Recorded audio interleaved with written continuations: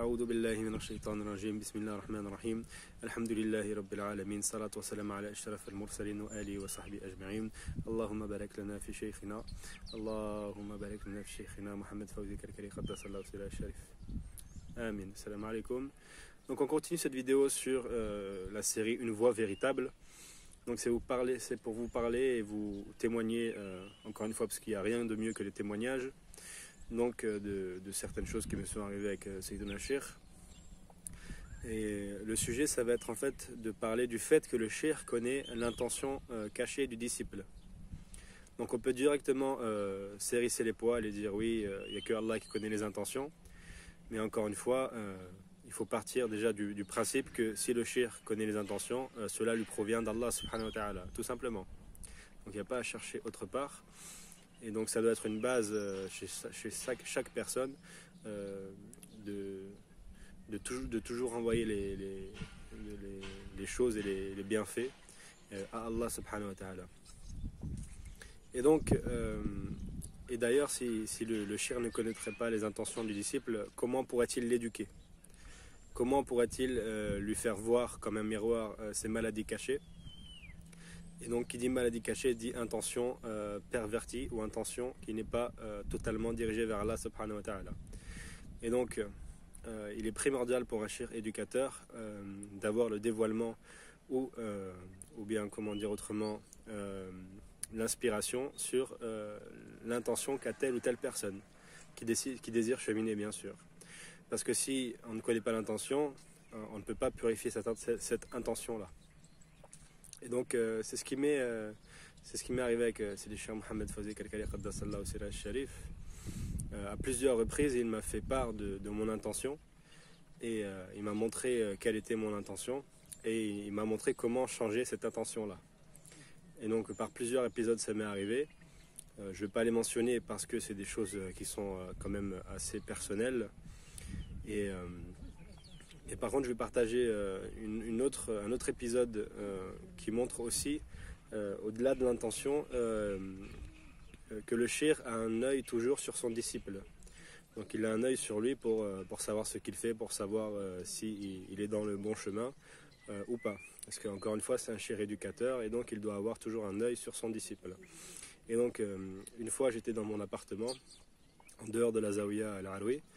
Et donc, le matin, je ne me suis pas levé assez tôt pour la prière de Subh. Je n'ai pas entendu l'adhan, etc. Et donc, je suis venu vers les coups de 10h à la Zawiya et j'ai rencontré le cheikh.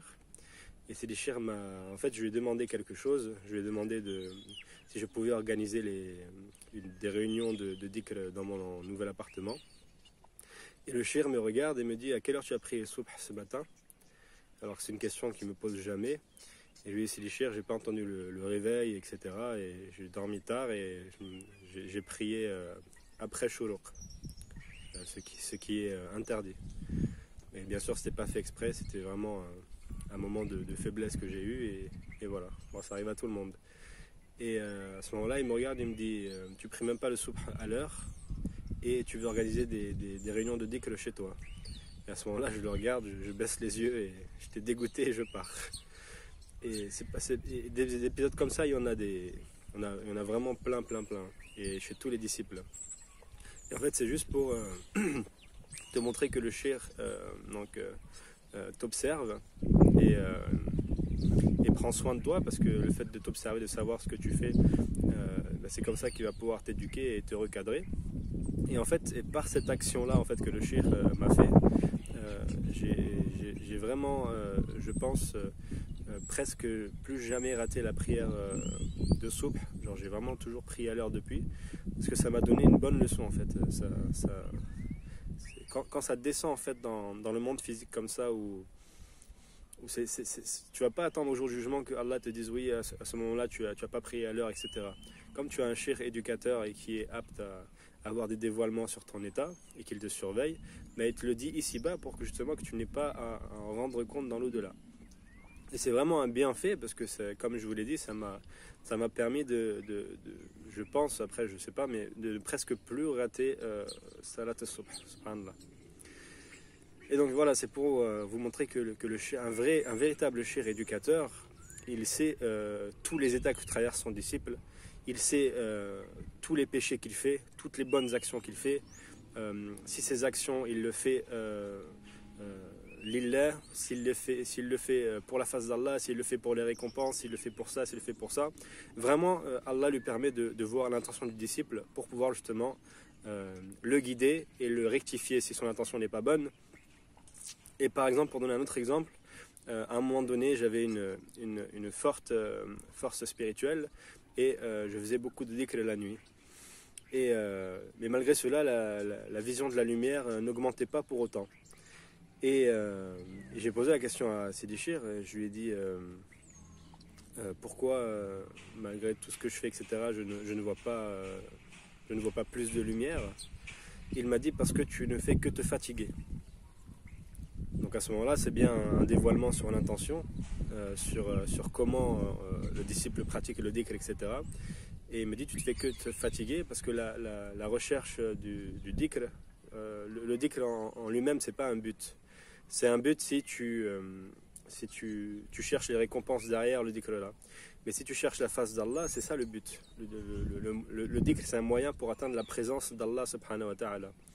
Et en fait, moi, je faisais du dhikr, mais en me fatiguant parce que je pensais soit aux récompenses, soit je ne pensais à rien du tout. Je faisais juste, je vais faire du dhikr, ça va purifier mon cœur, ça va me faire augmenter la vision de la lumière, ça va me rapprocher d'Allah subhanahu wa ta'ala, etc. Et il m'a mentionné la phrase de Moulay Abdeslam ibn Mashish: celui qui t'a guidé vers les adorations t'a fatigué, celui qui t'a guidé vers la dunya t'a trahi, et celui qui t'a guidé vers Allah a été sincère avec toi. Et en fait, c'est ça, c'est que je faisais du dhikr, beaucoup de dhikr, mais en n'étant pas concentré sur la présence d'Allah subhanahu wa ta'ala. Donc mon intention en fait n'était pas dirigée totalement vers Allah subhanahu wa ta'ala, et ce qui fait que le dhikr ne m'était pas profitable pour moi à ce moment-là. Et effectivement, après j'ai amoindri le dhikr que je faisais, mais par contre j'essayais justement d'être vraiment concentré sur le but du dhikr, c'est-à-dire rechercher la présence d'Allah subhanahu wa ta'ala, et ça m'a été beaucoup plus profitable. Donc voilà. Donc un shir, il sert vraiment à ça, et toujours il guette son disciple, il guette ses moindres faits et gestes, ses moindres pensées, pour pouvoir le rectifier et l'amener à la pureté du cœur et à la pureté de l'intention. Donc voilà, et c'est pour cela que la voie Tariqa Kalkaliya est une voie véritable, puisque son shir nous prouve tous les jours par son compagnonnage que c'est un shir qui a plus peur pour son disciple qu'il n'a peur pour lui-même. Donc voilà. Salam alaikum wa rahmatullah.